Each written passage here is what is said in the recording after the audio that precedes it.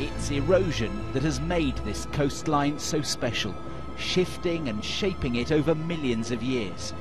But recent landslips here have brought spectacular and sudden change. Just this week, one cliff collapsed near Durdledore. In the southwest of England alone, there have been more than 30 landslips this year.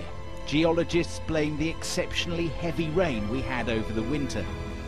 Begin with live pictures of wildfires so fast and furious they have turned parts of California into a tinderbox.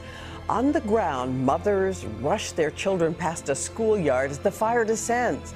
Firefighters straining against those powerful winds on the front lines. Listen to what they're hearing. You could see that tree snapped like a matchstick.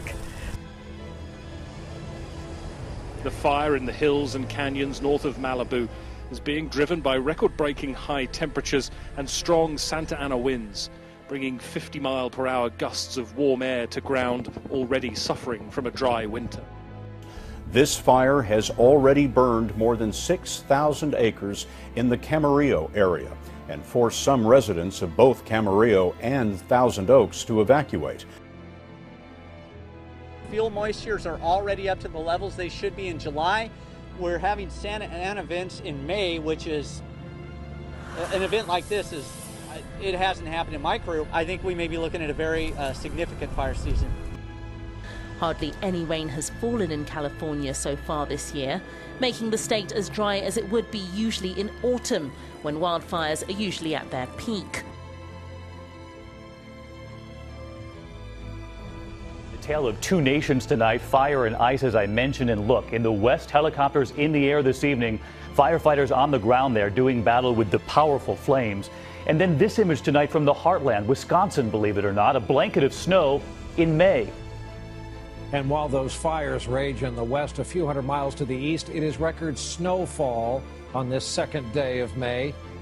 It's a big storm, and it has the potential to dump an unprecedented amount of snow on the region for so late in the season, up to a foot in some areas. So we want to get right there. In Minnesota, where we had a state record 18 inches in Blooming Prairie, tons of heavy wet snow in through here, all sorts of problems on the roads, even buildings collapsed there. That is one of 3 states yesterday that set state snowfall records. Rice Lake in Wisconsin, 17 inches. Britt, Iowa, 11 inches. Des Moines, it's snowing, and it's not just the snow, it's also the cold. Take a look at these temperatures. It's 30 in Amarillo this morning. We've seen hundreds of record lows over the past couple of days. To the south, there's a storm system that's part of this whole mess. It's going to be pushing in. Some areas in southern Florida picked up 10 inches of rain yesterday. And then what we're looking for over the next 24 hours from New Orleans into Louisiana, into parts of Florida, anywhere from 5 to 7 inches of rain. So we've got... At least 18 people have died and 4 are missing in Saudi Arabia after nearly a week of heavy rain that has triggered flash floods in the Desert Kingdom, the Civil Defense Authority said on Thursday. Rescue teams evacuated 6 villages in the southwestern Bishop province after a sand dam at the valley of Talala partially collapsed. Authorities have been urging people to avoid valleys and plains flooded by heavy rainfall, which has continued since last Friday. At least 250 rescue officers have been deployed, along with 15 divers at the Al Aqiq Dam. The inability of Jeddah's infrastructure of drain of floodwaters, as well as uncontrolled construction in and around the city, were blamed at the time for the high number of victims.